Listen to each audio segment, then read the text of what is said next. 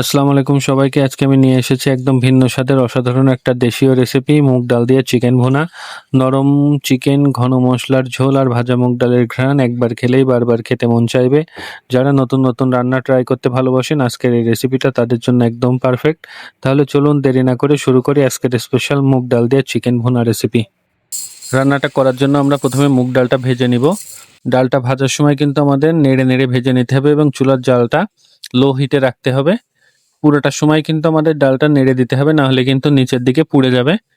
মুগ ডালটা ভেজে যখন মুগ ডালের কালারটা একটু লাল লাল হয়ে আসবে এবং খুব সুন্দর একটা ভাজা স্মেল আসা শুরু হবে, তখন আমরা ডালটা লাবাই নিব।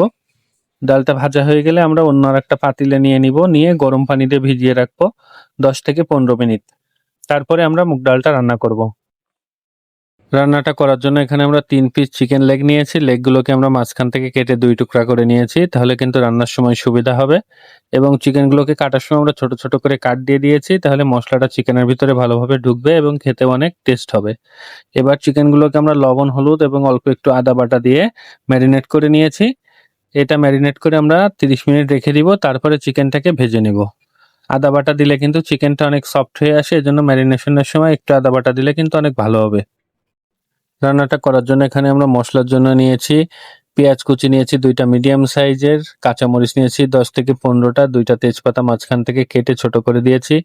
আমরা এখানে কালো গোলমরিচ নিয়েছি 15 থেকে 20টা, ডালচিনি নিয়েছি ছোট ছোট 4-5 টুকরা, এলাচি নিয়েছি 9-10টা এবং লবঙ্গ নিয়েছি 5 থেকে 6টা। তাহলে চলুন আর দেরি না করে শুরু করা যাক রান্না। প্রথমে আমরা চিকেন লেগগুলোকে ভালো মতো ভেজে নিব।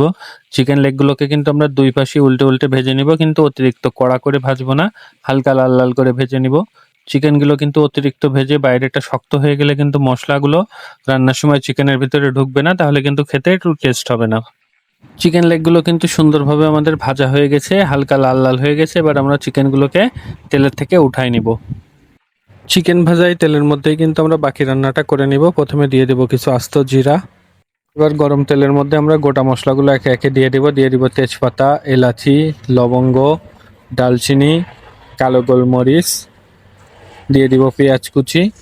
পেঁয়াজটা আমরা মিডিয়াম হিটে হালকা একটু ভেজে নিব। পেঁয়াজটা নেড়ে নেড়ে কিছুক্ষণ ভেজে হালকা লাল কালার করে নিব। এবার দিয়ে দিব আদা বাটা 1.5 টেবিল স্পুন পরিমাণ, রসুন বাটা 1 টেবিল স্পুন পরিমাণ, দিয়ে আদা রসুনটা পেঁয়াজের সাথে আমরা ভালো মতো ভেজে নিব। কারণ আদা রসুনের কাঁচা স্মেলটা চলে না যাওয়া পর্যন্ত আমরা আদা রসুনটা ভাজবো।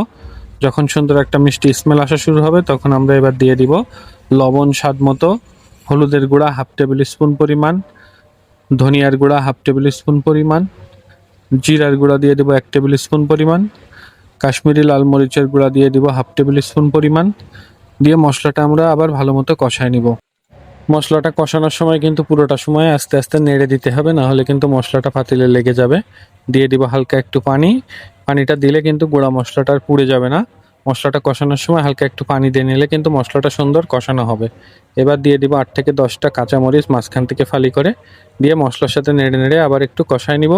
আমাদের মশলাটা কিন্তু সুন্দর কষানো হয়ে গেছে। এবার আমরা দিয়ে দিব আগে থেকে ভেজে রাখা চিকেন লেগগুলোকে।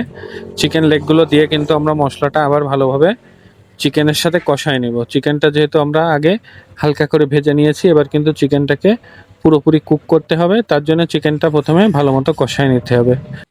মাংস রান্নার সময় মাংসটা যত ভালোভাবে কষানো হবে, মাংস কিন্তু তত বেশি টেস্ট হবে। চিকেনটা কিন্তু আমরা অনেকক্ষণ ধরে কষায় নিয়েছি। দেখতে পাচ্ছেন গ্রেভির থেকে কিন্তু তেলটা উঠে আসছে এবং চিকেনটাও খুব সুন্দরভাবে কষা হয়েছে। চিকেনটা ভালো মতো কষা হলে কিন্তু চিকেনের ভিতরে মশলাটা ভালোভাবে ঢুকবে, খেতে অনেক টেস্ট হবে। এবার আমরা দিয়ে দিব আগে থেকে ভেজে রাখা মুগ ডাল। ডালটা দিয়ে কিন্তু আমরা ডালের সাথে চিকেনটা আবার একটু কষায় নিব। ডালের সাথে চিকেনটা আমরা লো হিটে 3-4 মিনিট ধরে ভালো মতো কষায় নিব।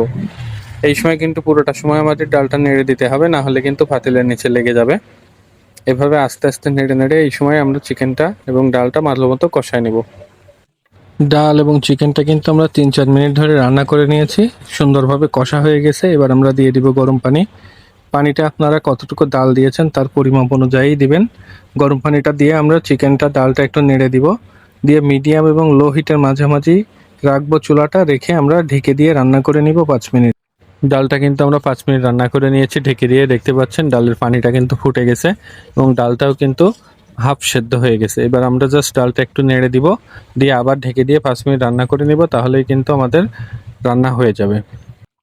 ডালটা কিন্তু আমরা অফ ক্যামেরায় আরও 5 মিনিট রান্না করে নিয়েছি। দেখতে পাচ্ছেন ডালে যে আমরা পানিটা দিয়েছিলাম পানিটা কিন্তু শুকায় গেছে এবং ডালটাও কিন্তু সেদ্ধ হয়ে গেছে। এখন আর আমরা ডালটা ঢেকে দিব না। এখন আমরা না ঢেকেই রান্না করব এবং একটু পরপর নেড়ে দিব যাতে পাতিলের নিচে লেগে না যায়। রেসিপিটা যদি ভালো লাগে তাহলে লাইক, কমেন্ট, শেয়ার করতে ভুলবেন না এবং আপনারাও বাসায় ট্রাই করে দেখবেন। রেসিপিটা কিন্তু অনেক টেস্টি হবে খেতে এবং চিকেনটাও কিন্তু সুন্দর সেদ্ধ হয়ে গেছে।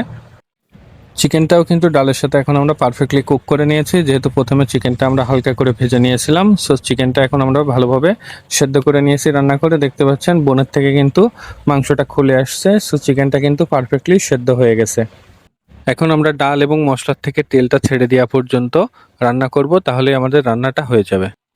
আমাদের মুগ ডাল দিয়ে কিন্তু চিকেন ভুনা রেডি হয়ে গেছে। দেখতে পাচ্ছেন ডালটাও কিন্তু অনেক ঘন হয়ে আসছে এবং ডাল এবং মশলার থেকে কিন্তু তেলটাও ছেড়ে দিয়েছে।